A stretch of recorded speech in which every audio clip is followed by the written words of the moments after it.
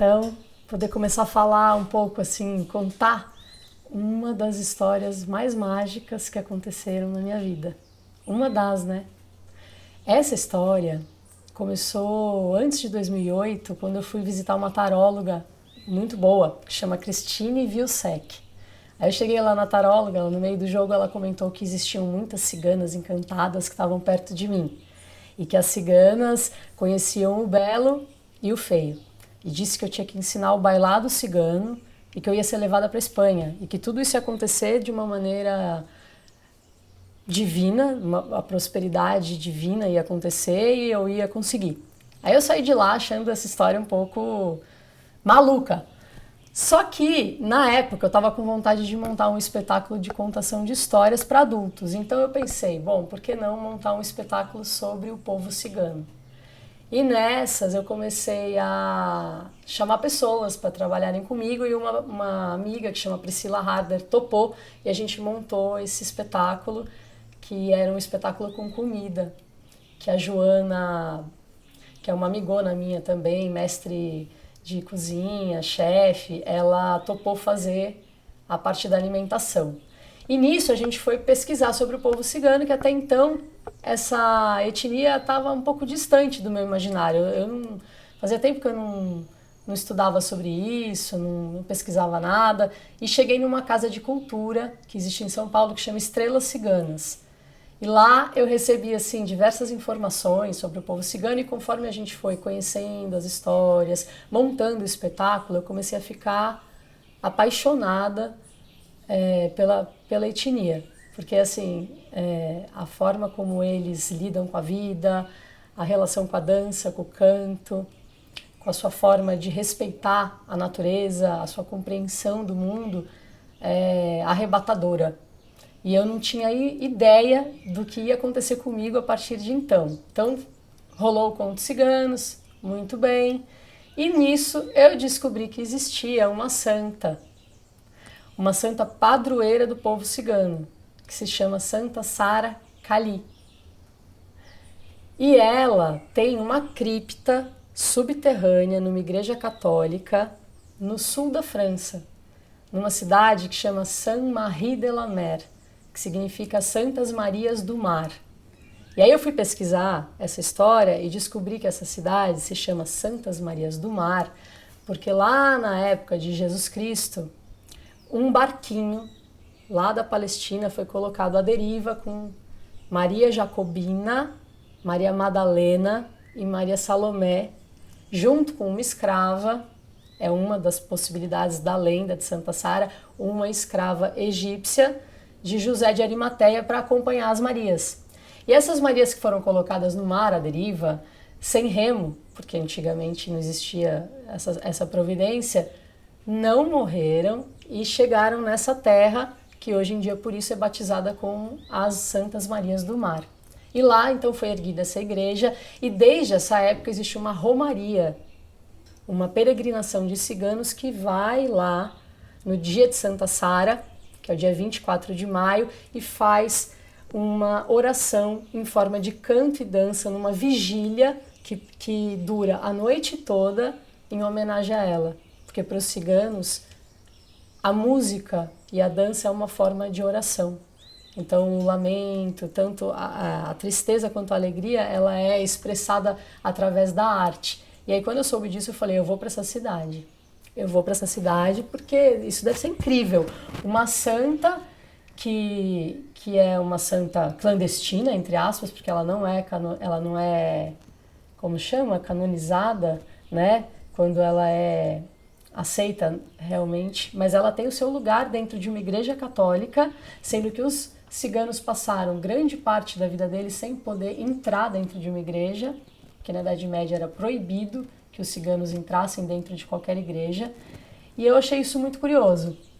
E fiquei com essa vontade de pegar uma câmera e documentar essa festa.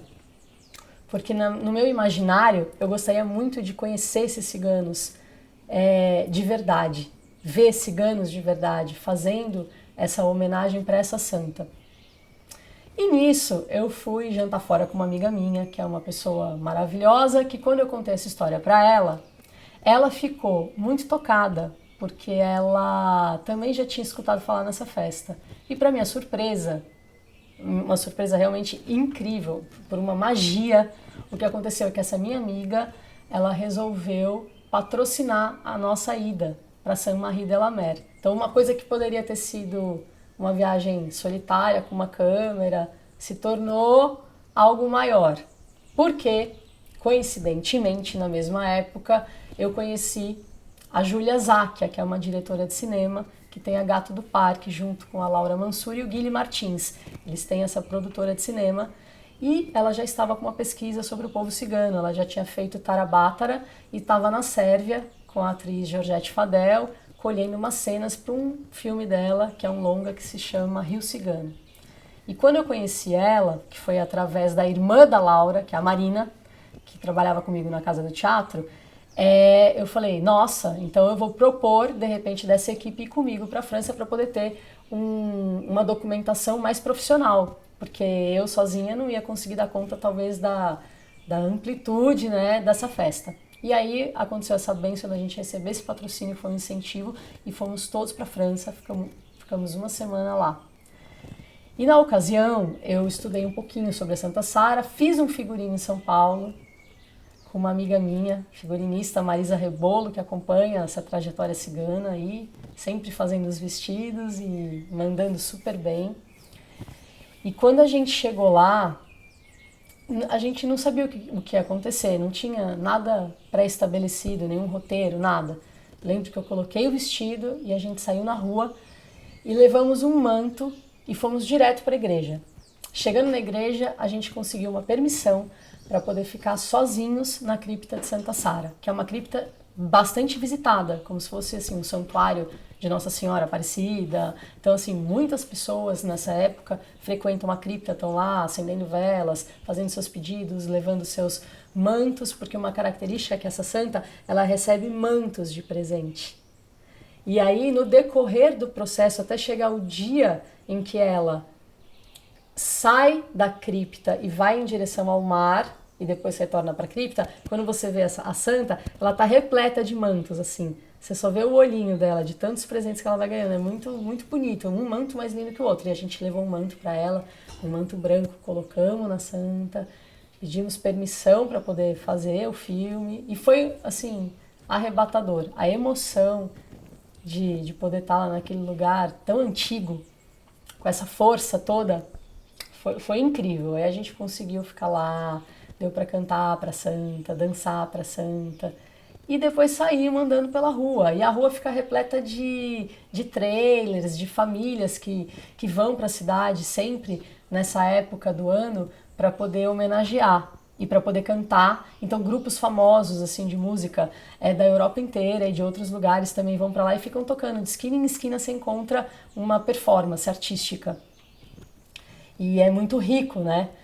E nisso a gente chegou numa família que tinha um cantor também super famoso, que seria, como se fosse o Roberto Carlos do Brasil, só que a gente, na nossa ignorância de não conhecer totalmente a cultura lá da França, não tinha ideia de quem era o cara. Entramos na família dele, aí eu dancei na fogueira, ficamos ali um tempão, e nisso tinha uma senhora chamada Pisla, que estava simplesmente com um vestido preto de bolinhas brancas, e o figurino que eu tinha feito era branco, com umas bolinhas vermelhas, parecia que tinha sido até combinado assim, a composição, e ela me recebeu de braços abertos, e eu senti assim, um profundo amor por ela, e ela começou a contar de como era a festa antigamente, de como que as mulheres apareciam todas bem trajadas, assim, com vestidos, com leques, com flores, e que hoje em dia ela estava muito triste porque as pessoas não apareciam mais assim na festa, que isso estava desaparecendo. E que, de fato, assim, a festa realmente, ela, hoje em dia, pelo menos na época que eu fui, que foi em 2008, ela estava muito turística, assim, sem a presença tão marcante dessas danças e desses cantos que eu fui buscar. E de uma forma incrível aconteceu dela perceber em mim a força desse arquétipo, por conta do figurino, por conta dos anéis, da pulseira, da flor e dessa presença dessa personagem cigana que eu estava ali encarnando. Mas como não era nada encenado, foi uma experiência assim artística, performática mesmo, assim, nova para mim, porque era uma linha tênue entre a imaginação e a realidade, porque era uma coisa real, eu estava ali mesmo, era eu que estava ali, e tive a oportunidade de poder dançar na rua, de passar o chapéu e assim formar uma roda gigante em volta de turistas fotografando na porta da Igreja Católica no dia da missa de Santa Sara. Muito emocionante, e a Pisla sempre me acompanhando, e a gente, não sei como, tinha uma conexão assim incrível, a ponto do dia que a Santa foi lá pro mar, e é um dia que fica lotada a praia, uma festa gigantesca. Eu cheguei e encontrei justamente com ela. E aí ela deu o braço para mim e foi caminhando comigo, ela usa bengala, e a gente foi até a Santa, que já estava lá no meio do mar, e ela me abaixou assim perto da Santa Sara. Aí depois disso, né, depois dessa experiência toda, eu voltei pro Brasil e fiquei assim num estado de êxtase, assim, porque realmente as coisas aconteceram de uma maneira muito mágica e muito fluida, e eu fui parar para entender aquela coisa que a taróloga tinha falado do bailado cigano. Ela falou que eu tinha que ensinar o bailado cigano. Até então, né? Eu só fui descobrir que era bailado cigano com a Casa de Cultura Estrelas Ciganas, que tinham dançarinas que participaram do Conto Ciganos dançando. E aí eu falei, não, acho que depois então de tudo que eu vivi, agora eu tô pronta então para transmitir um pouco desse bailado cigano, que nada mais é do que a dança dos ciganos, que é uma dança de improviso, repleta de simbologia, nas mãos, os mudras das mãos, os gestos, eles têm um significado. Os braços, por exemplo, representam as asas para o bailado cigano. Então, o que você faz com os braços, você está evocando as forças. A saia, tudo que acontece com a saia tem um porquê. Se você fecha a saia aqui no ventre, e para as ciganas, elas me ensinaram que, né, pelo fato de sermos mulheres e termos ventre, todas somos sagradas. E aí, no caso, você pode proteger o seu ventre durante a dança, você pode ofertar a sua força feminina. Então, é uma dança que nada é feito em vão. Só que na hora que você está assistindo, você não tem essa dimensão. Mas ela representa uma oração. Aí, chegando no Brasil, uma amiga minha estava abrindo um espaço holístico dedicado à cura e à arte, chamado Florescer. E na abertura desse espaço, então eu fiz um bailado cigano pela primeira vez, e foram 44 mulheres, era uma noite de lua cheia, e a gente dançou para os 4 elementos da natureza, porque os ciganos também eu aprendi, né, que tem essa relação total de vínculo com a natureza, e a dança deles também está relacionada com isso. E foi muito forte, porque no final desse dia, a gente fez um círculo e tinha uma rosa, assim, grande, cor de rosa, que as mulheres colocavam como se fosse aquela cerimônia indígena do bastão que fala, mas era uma rosa, cor de rosa, que elas colocavam no coração e davam seu depoimento do que tinha acontecido com elas, como tinha sido a experiência. E foi muito bonito de perceber como para cada mulher aquilo trouxe um resgate de algo muito natural em todas as mulheres, relacionado aos seus úteros e à sua capacidade criativa e livre de se expressar. Então, o que eu posso dizer é que aquela taróloga que disse tudo aquilo para mim, no início parecia um pouco surreal, assim, mas ela foi um farol e uma guia para que eu pudesse encontrar um caminho que, de certa maneira, já estava dentro de mim. E contar essa história, poder compartilhar essa história, é muito bom pelo fato de ser uma história que foi guiada pela intuição. Então, todo o percurso desse caminho, que começou antes de 2008, não lembro se foi em 2006 que eu montei Contos Ciganos, eu vou ver isso direitinho, mas a viagem para a França foi numa lua cheia de 2008, o retorno para o Brasil foi numa lua cheia, e hoje eu estou em 2017, aqui, podendo contar essa história. E de 2008 até 2017, muitas coisas aconteceram na minha vida, relacionadas ao povo cigano. O filme ficou em gestação, ele teve uma finalização, que foi feita com a Júlia, com o Guilherme, com a Laura, do Gato do Parque, que é um curta-metragem que chama Santa Sara.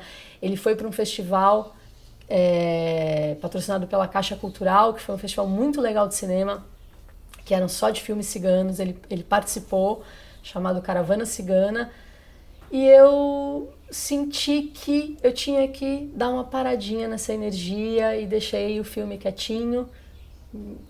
Tive meu filho nessa época, me tornei mãe, e aí as coisas ficaram estacionadas por um período que eu não me lembro se foram 5 anos, mas o material ficou guardado. Mas dentro de mim eu sempre soube que eu tinha que contar essa história de uma nova maneira, que ela ainda não tinha se encerrado na minha vida, que eu ainda ia ter que buscar mais elementos e compor ainda mais nesse universo tão rico do povo cigano. E aí, dito e feito, as coisas começaram a acontecer, eu senti que era hora de mexer no material, consegui resgatar o material bruto, reencontrei amigos de caminhada que também têm conexão com essa etnia e estou agora mexendo nesse material e estamos fazendo um novo filme, contando uma nova história, né? E dentro desse caminho, o curioso é que sempre tudo acontece de uma maneira natural e intuitiva. E essa força de poder acreditar na intuição e ter uma confiança de que existe uma coisa maior que está regendo isso, é uma experiência maravilhosa, é uma experiência rara, é um pouco diferente da experiência só criativa, porque eu sou atriz, então eu às vezes gosto de criar contações de história, espetáculos, enfim, pesquisas pessoais. Essa foi uma pesquisa como ponto de partida, mas ela tomou uma proporção que eu não imaginava, que eu não tinha ideia do que isso poderia virar. Porque eu acessei a força de uma cultura, um povo muito antigo, que poucos de nós conhecemos mais a fundo.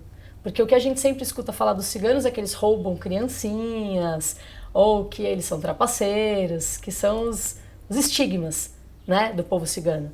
Ou que o povo cigano está relacionado com o circo, são aquelas figuras marcadas ali. Só que eles são muito mais que isso.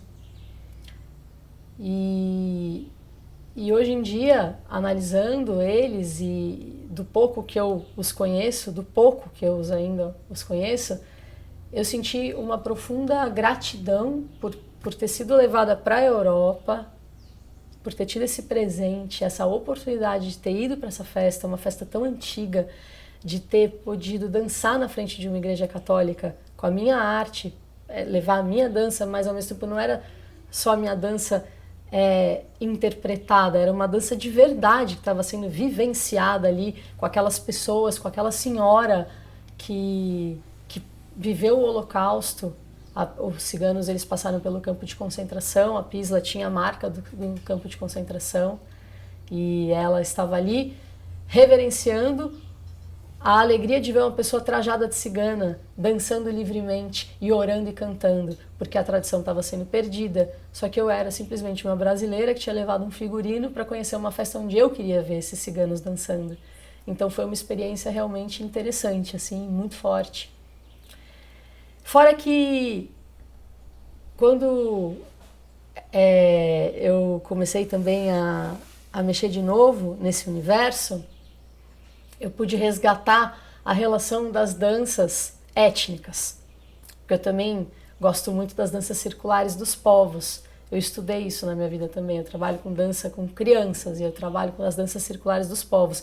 E a relação com os ciganos é incrível, porque os ciganos, eles saíram da Índia e foram peregrinando pelo mundo afora e passando pelas culturas e adquirindo um pouco do ritmo, um pouco do jeito, um pouco do jeito de comer, do jeito de falar, do jeito de se vestir. Só que eles nunca quiseram dominar nenhum povo.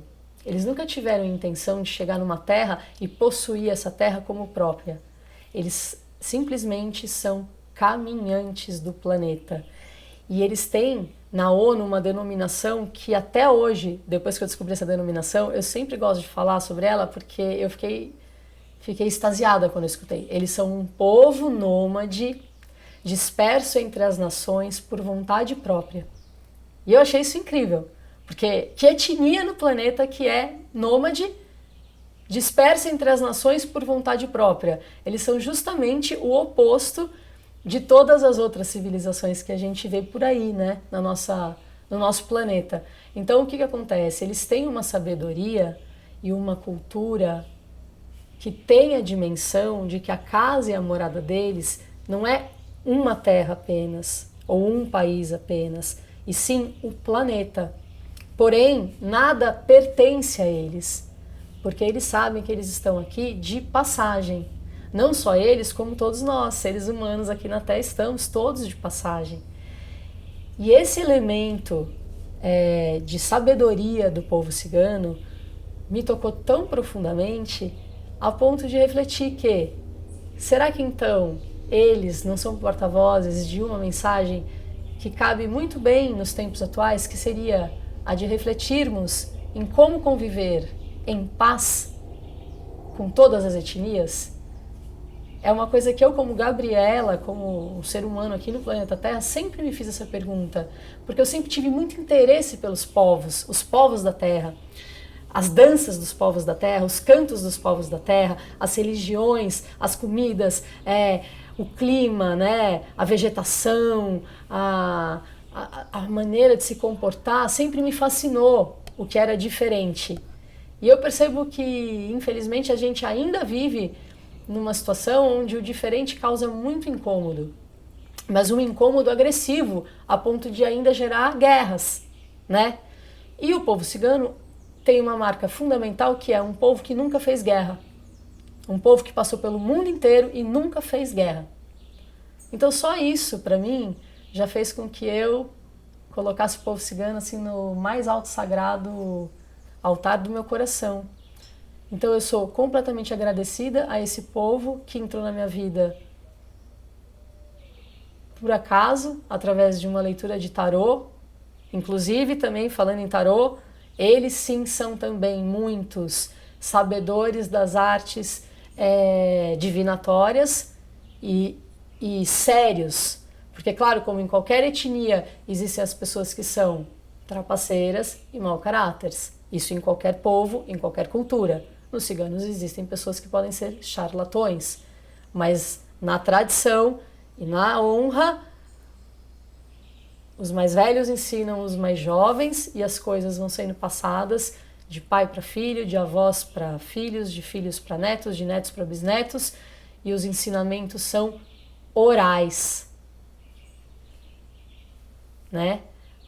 E eles se preservam, eles conseguiram, no meio de um mundo globalizado, ultracapitalista, manter a chama viva da cultura deles preservada. Então, assim como os ciganos, os índios são massacrados, e muito massacrados, né? E como artista, eu sinto uma profunda vontade de me conectar com essa investigação desse lugar, de poder estar no planeta de uma maneira própria.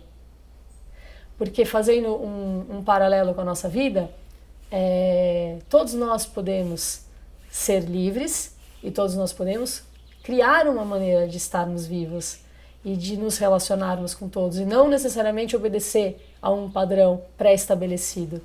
Então, a capacidade que a gente tem de poder se disponibilizar para ampliar nossa consciência do que é poder estar vivo é infinita. E os ciganos, eles são muito corajosos por serem nômades, porque eles estão em constante movimento, eles não se estagnizam, né? E isso como se diz assim, é uma metáfora. Porque quando a gente fica muito parado, a gente pode estar parado tanto fisicamente, estacionado numa cidade para o resto da vida, num emprego para o resto da vida, num relacionamento para o resto da vida, numa profissão para o resto da vida, como também com uma percepção do que é estar vivo para o resto da vida, parada, estagnada. Agora, começou a mexer com o cigano, o que começou a acontecer comigo? Situações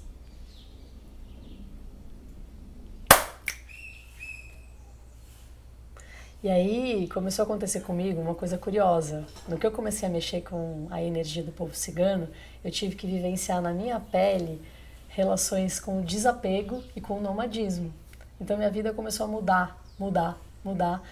E eu fui experimentando resistências no começo, a princípio, a mudanças, né, dores. A gente é muito apegado mesmo às coisas, né? E inclusive eu aprendi com uma das ciganas um ritual no final do ano que ela falava assim: você pega a roupa mais bonita do seu armário e taca na fogueira. Que é pra você não perder essa relação do desapego. Então eu aprendi demais com os ciganos. Eu aprendo muito com eles.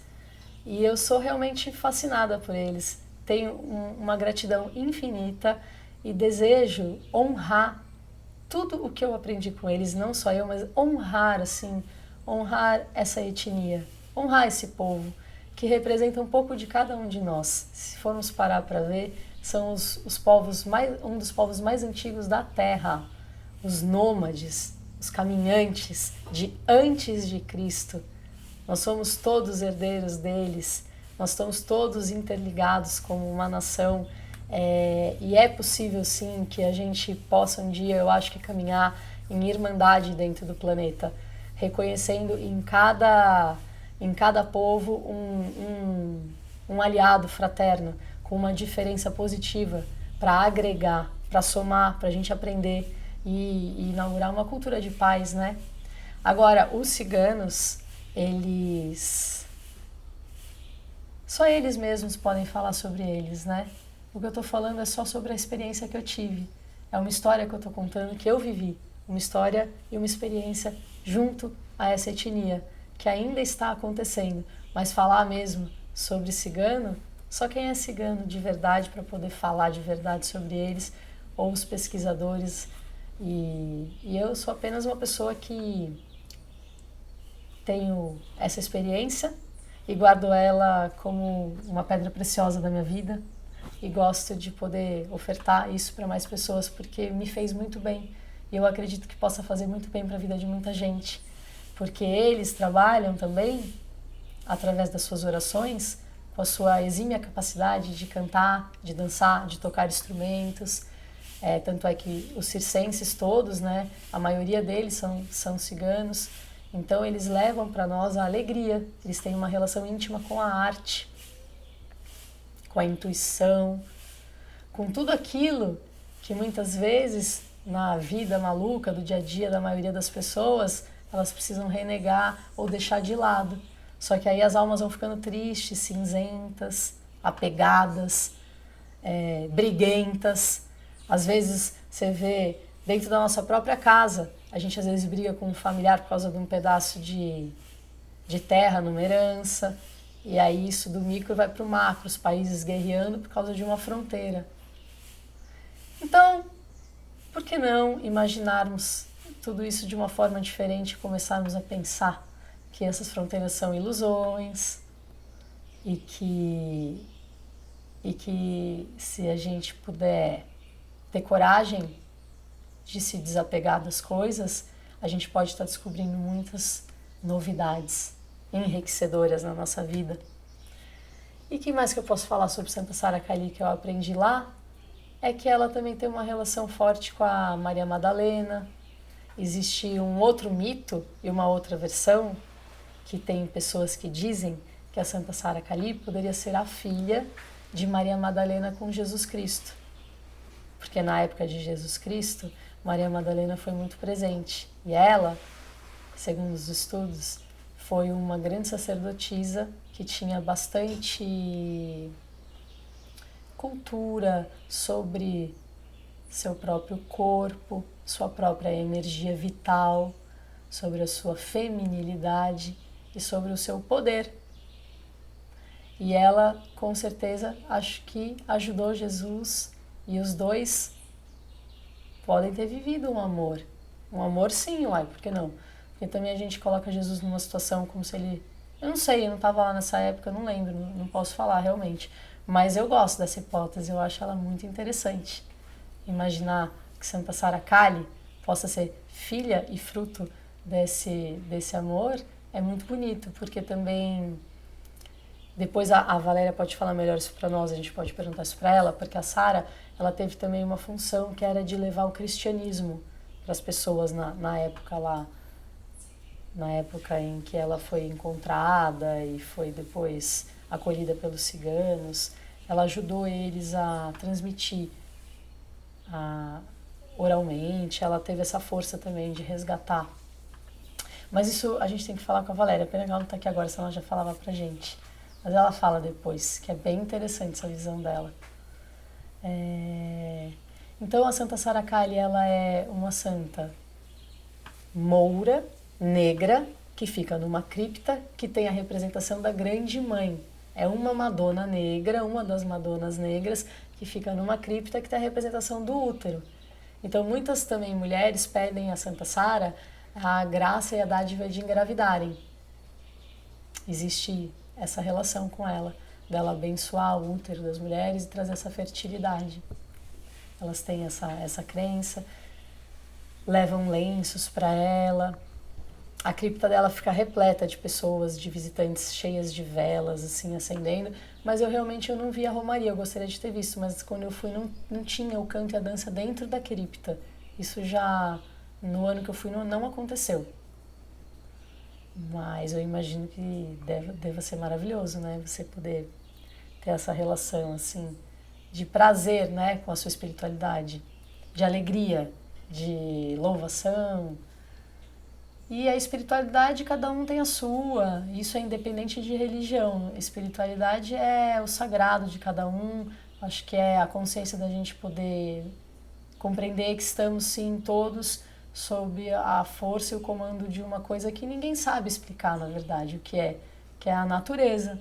Todo mundo é filho da natureza aqui, todo mundo nasceu, todo mundo tem uma trajetória, todo mundo vai morrer. Isso é unânime para todos e isso é um mistério. Então, eu, quando falo de espiritualidade, eu penso na relação com esse mistério. E os ciganos têm a relação com o mistério muito afinada. Eles gostam do mistério, eles cuidam do mistério, eles zelam e guardam o mistério, porque eles compreendem o mistério através da humildade, eu acredito. Porque se a gente tem uma relação com o mistério humilde, a gente se coloca numa posição de aprendizes, eternos aprendizes. E, portanto, gratos ao mistério e à vida. Agora, a partir do momento que a gente coloca-se perante o mistério numa posição de dominadores ou sabichões ou donos de alguma verdade, a gente já vai começar então a ficar arrogantes, petulantes e violentas, porque a gente vai estar querendo sempre combater uma verdade alheia, porque se não é a sua verdade, então eu tenho que combater a sua verdade, porque como você não vai pensar como eu? Impossível. Mas como alguém pode querer ser dono da verdade se estamos todos, sem exceção, aqui, como que fala quando a gente está submerso? Não é submerso, a gente está, não é fadados, eu esqueci a palavra agora, quando a gente está, sabe, perante o mistério, todos nós, é unânime, nasce, percorre o seu caminho e morre. Só que, e aí, morre e vai para onde? Morre e acontece o quê? Nasceu por quê? Nasceu da onde? A ciência fala coisas, as outras pessoas falam outras, os religiosos, dependendo, cada religião fala uma coisa, mas na verdade ninguém sabe. Ninguém sabe e nem vai saber, porque tem coisa que talvez não seja pra gente saber, ou vai saber se um dia a gente vai saber. Mas isso não interessa, a questão é a relação com o sagrado. A relação com o sagrado que eu percebi. E como atriz indo dançar lá no meio da rua, eu também, essa coisa da performance é muito interessante, porque não era mais só uma representação de uma personagem, mas estar nesse arquétipo do feminino foi muito legal, porque também você poder assumir essa força da mulher, sabe? De poder se ver bonita e se colocar bonita, pintar a boca de vermelho, colocar um brinco, soltar o cabelo, pintar a unha, botar um monte de anel, pulseira, um vestido e realmente assim dançar com movimentos bonitos e espalhar alegria para todo mundo assim e gostar de reverenciar sua força, sua vida sem ter vergonha, sem ter medo de nada, assumindo sua potência de fêmea. Isso é uma coisa também que eu aprendi com o bailado cigano e com os ciganos. Quando eles estão ali na força da dança, na força do canto, não tem pra ninguém. Acontece como uma flor, assim, que ela é exuberante e ela exala o seu perfume sem medo de nada e ninguém pra acabar com ela, né? E as mulheres estão massacradas, né? Sempre durante a humanidade inteira, o arquétipo dessa mulher cigana, sensual, forte e na sua dança livre. Na sua dança livre, porque na sua dança é em oração. E então em oração, com o coração totalmente à disposição e livre, livre, livre. Então, agradecer muito aos povos que cantam, às pessoas que se dedicam à música, aos toques, às danças dos povos, às danças de roda, ao círculo, essa representação da roda, da gente poder estar de mãos dadas, juntos, celebrando a vida num ritmo em comum, no pulsar do coração. Tudo isso eu fui aprendendo muito, assim, nessa trajetória. E a paixão pelo cinema. E a paixão pelo cinema, porque também nasceu daí. Tem que cortar.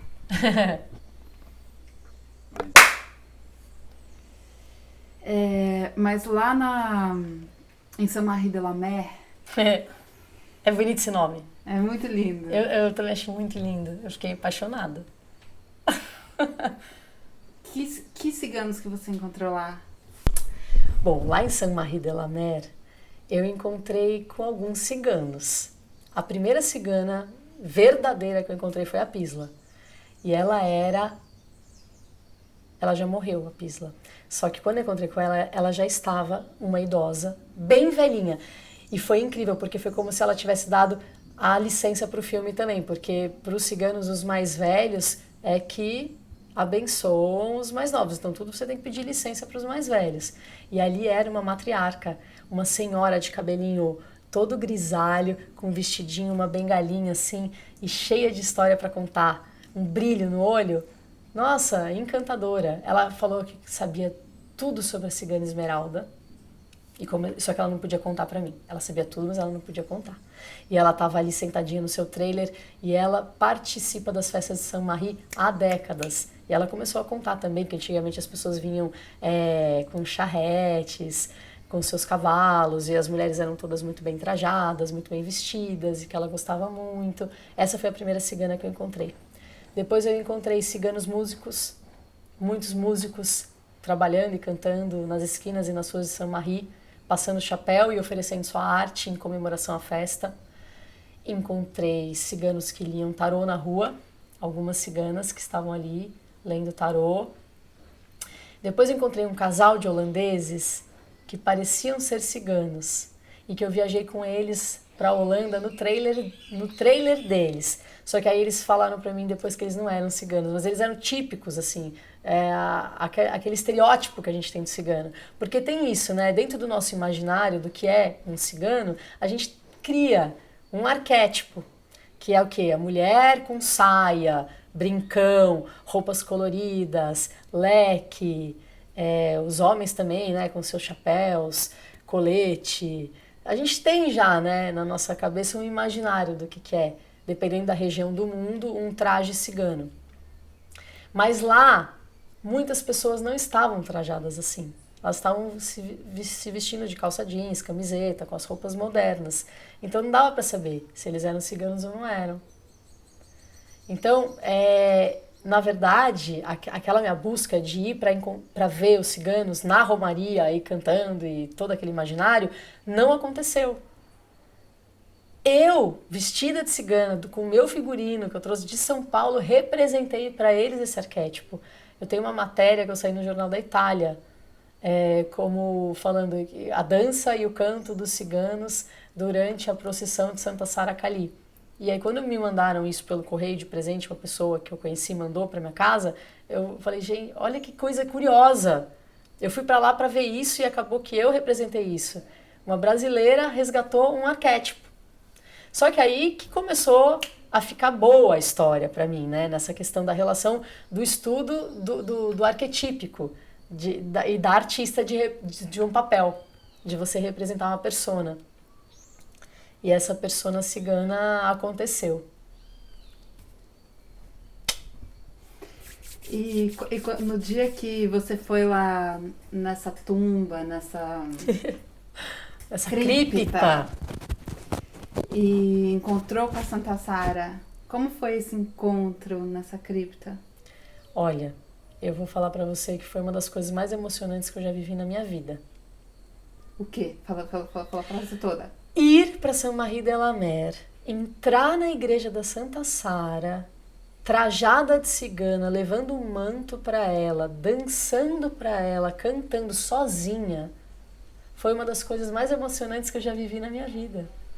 Eu não sei te explicar, assim, a força daquela cripta é muito grande, porque por ali passaram muitos ciganos, muitas festas ciganas, desde a Idade Média, desde da época de Cristo, Jesus Cristo. Imagina o tempo que isso é muito antigo.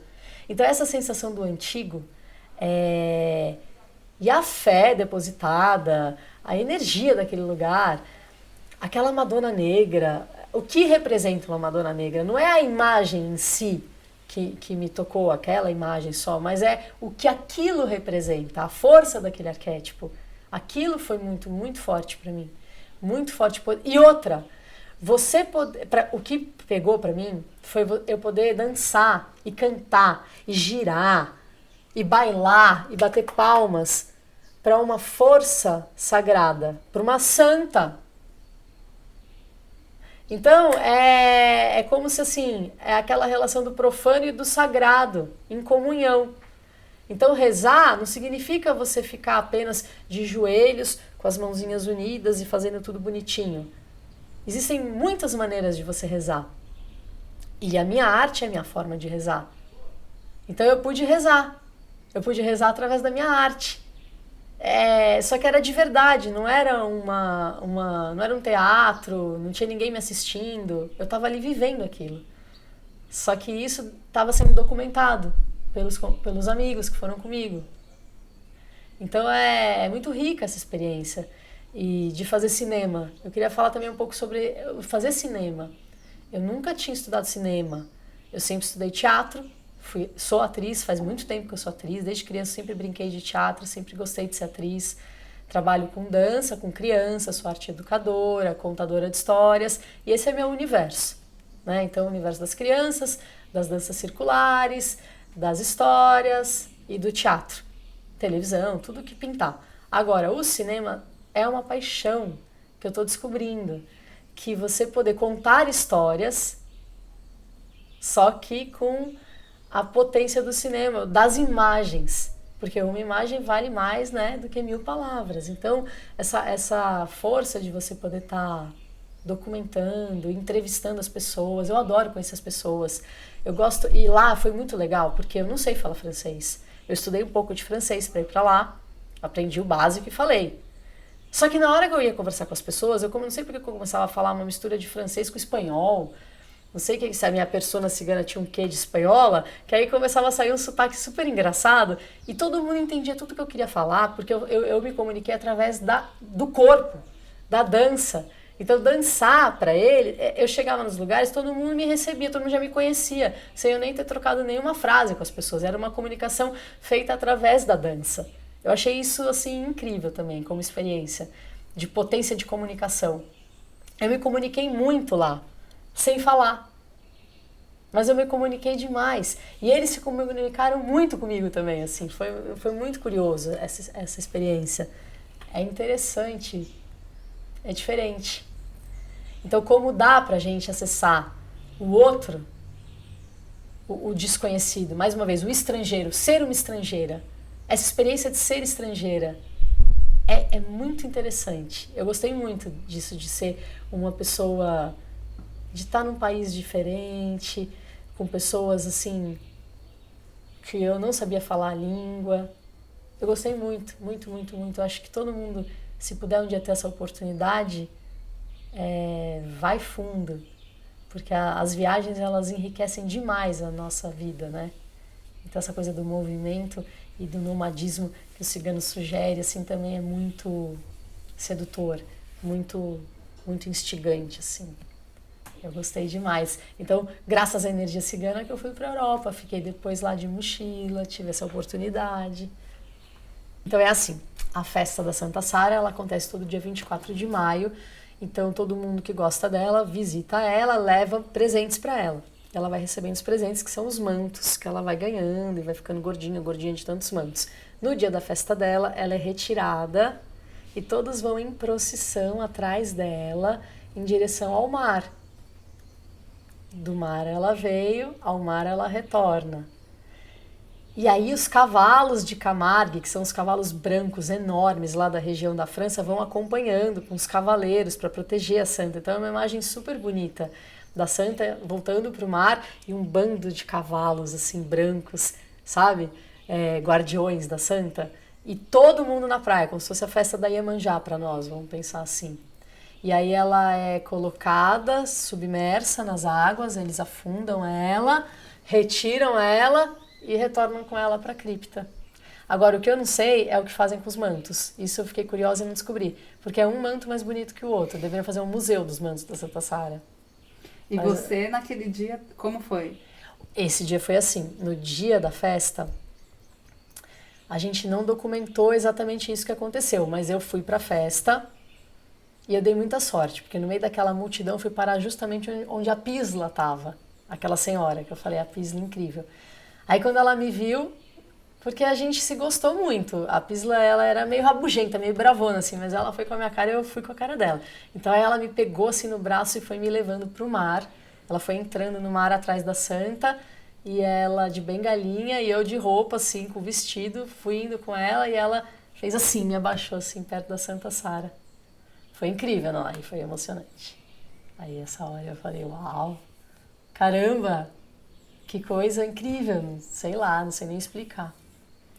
Aí por isso que quando eu voltei pro Brasil eu resolvi fazer o bailado cigano que a taróloga tinha falado lá no início dessa jornada. Porque até então eu não tinha feito bailado cigano nenhum, porque o que eu vou ensinar de bailado cigano sem nada? Só que depois de ter passado por toda essa experiência, dançado na rua, aí eu senti que eu tava com uma licença para poder compartilhar a minha experiência. E aí eu compartilhei, mas pontualmente, eu já fiz isso umas 3 vezes no máximo, assim. É legal, né? Agora, o curioso é que depois que eu voltei para o Brasil, aconteceram vários trabalhos, assim, sobre ciganos para mim, artisticamente. Eu participei do Circo Chegou, que é um trabalho que eu fiz bailado cigano, depois eu fiz uma peça que chama Esmeralda, fiz um filme também que chamava Cigano, e aí esse universo